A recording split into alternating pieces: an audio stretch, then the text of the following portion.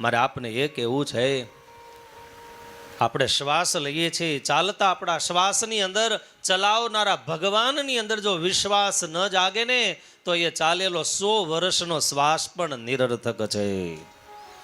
આ કથા એના માટે છે, ચાલતા શ્વાસમાં આપણને ભગવાન ચલાવનારા છે એવો વિશ્વાસ જાગે. હું સ્વામિનારાયણ ભગવાનના વચનામૃતના શબ્દો ગુરુ યાદ કરું.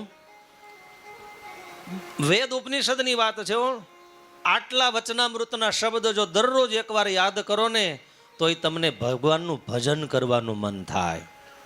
સ્વામિનારાયણ ભગવાન લખ્યો, મહારાજ એમ કહે હે ભક્તો, તમે બીજું કંઈ ન સમજો. આપણને કહે છે બીજું કંઈ ન સમજો, શાસ્ત્રના અર્થને ન સમજો, વેદાંત, ઉપનિષદ, તર્ક, યોગ, ન્યાય, વૈશેષિક આ કંઈ ન સમજાય.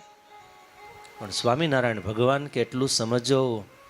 આજીવે 84 લાખ વખત જન્મ લીધો, જ્યાં જ્યાં જન્મ લઈને ગયો અને તે સમયે અન્નજળ એને જેણે આપ્યું છે ને એ અન્નજળના આપનારા અમે છીએ.